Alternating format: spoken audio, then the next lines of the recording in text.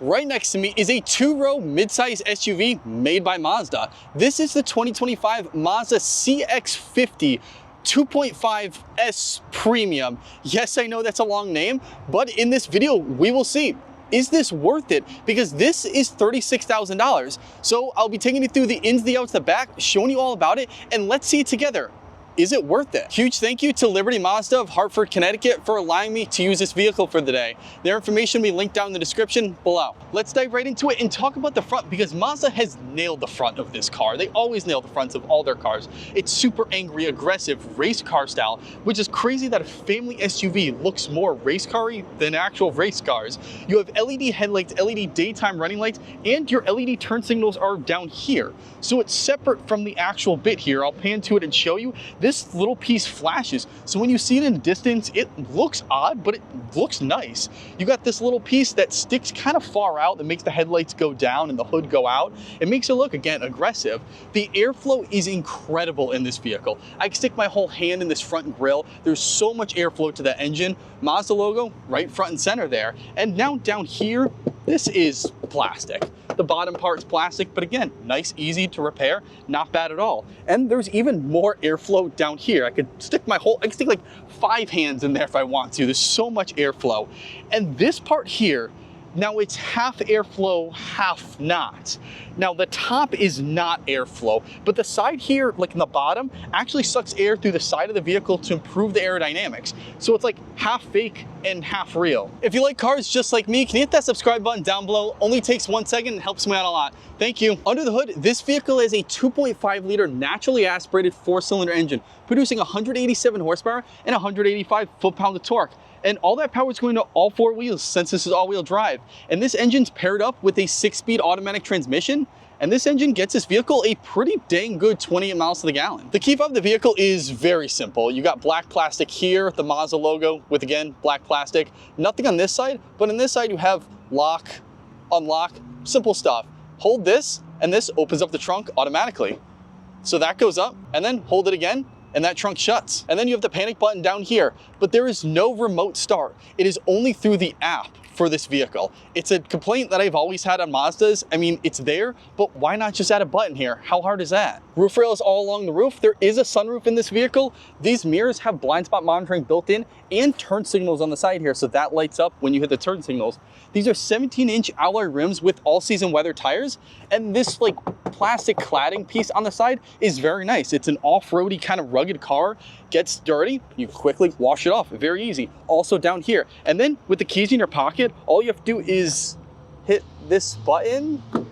I was told that you just hit this button and it should lock. It's not doing that. But I do know if the vehicle is already locked, you just come up, hold it, and it unlocks. Open up the rear door and you're getting to actually surprisingly nice materials. Now you still do have hard plastic up here. You have this like nice soft like fake leather trim here that's super squishy, nice and comfortable to put your hand.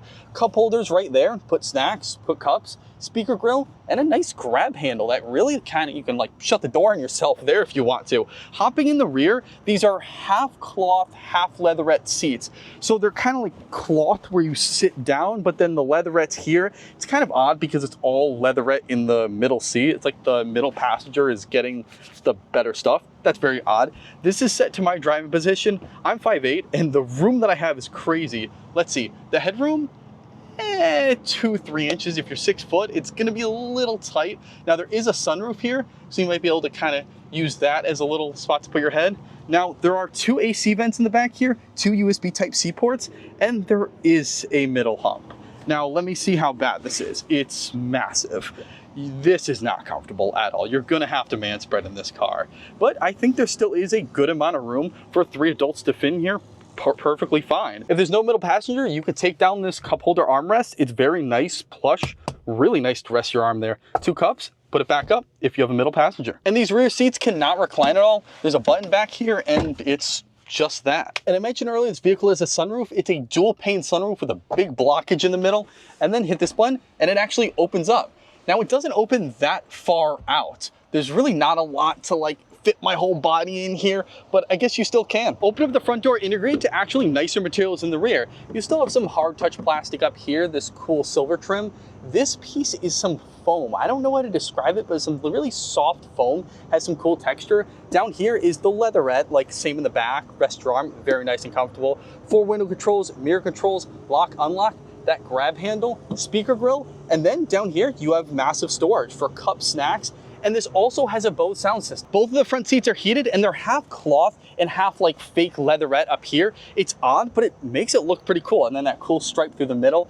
The driver's seat is power operated with forward, back, tilt, lumbar controls, but the passenger is not. This is the manual tilt controls, and then that's your forward and back controls. Turn the vehicle on with a push to start and you are greeted to a half digital, half analog gauge cluster. And what I mean about that is all these are digital screens. They're made to look analog, but they're all digital. So you have your tachometer, your speedometer, your engine temperature, your fuel, and then a little other information there, but it really can't be customized. I mean, you can hit this info button and cool, you get some drive information. Cool, now it's like all digital, but that's really it. That's all you can really do here. This vehicle is a leather wrapped steering wheel. It is not heated. It's actually very thin and nice and comfortable in the hand. There's no paddle shifters in the back. This is your media controls, your volume, your phone, connectivity stuff, change the radio. Over here is your adaptive cruise control, and this is to change the gap on the adaptive cruise control. So you can have it far away or close, so how close you want to be to the vehicle in front of you. And these are blank buttons. Now, the higher trims do have stuff there, but this is just blank. And real quick, some of the safety settings, this vehicle has lane keep assist, blind spot monitoring over on the side, and then you put this in reverse and you have a backup camera that doesn't have moving trajectory lines. And that's the only camera you got. I wish there was multiple other cameras and at least add trajectory lines that move. The screen in this vehicle is a half touchscreen, half not. And what I mean about that is in Mazda's specific home screen, you have to use this dial. So twist the dial to go up and down. There's some hotkeys there. Hit, the navigation right there, go back, home, music.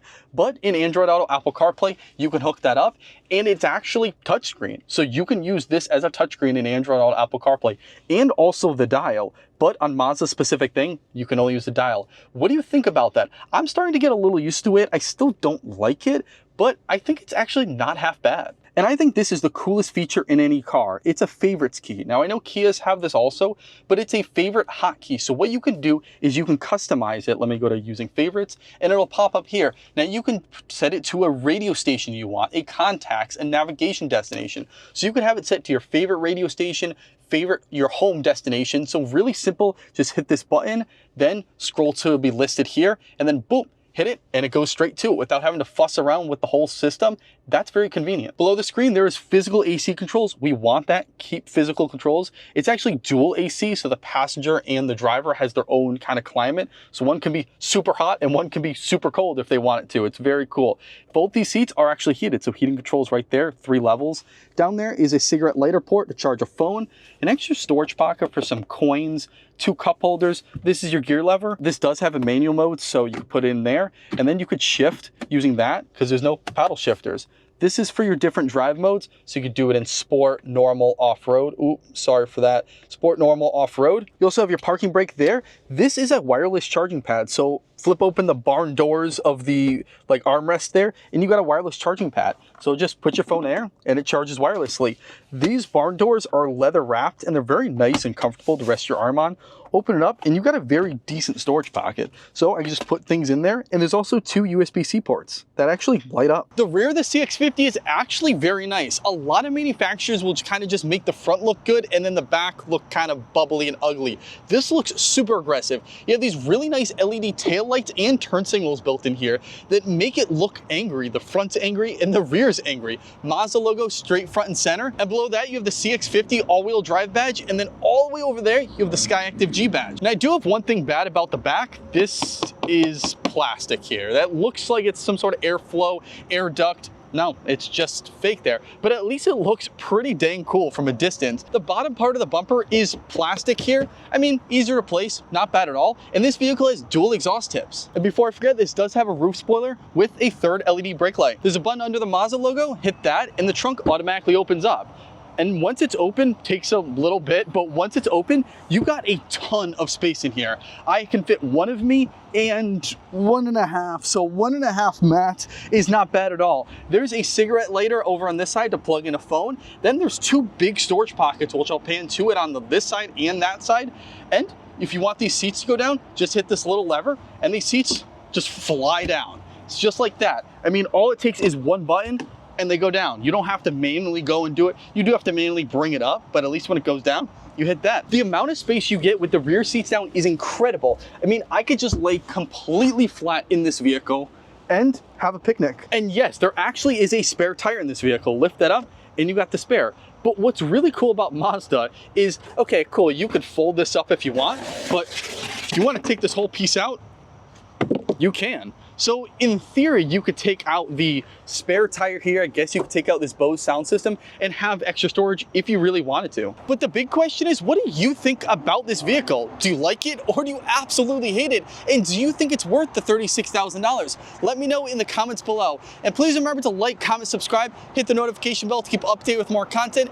And a huge thank you to Liberty Mazda of Hartford, Connecticut for allowing me to use this vehicle for the day. Their information will be linked down in the description below.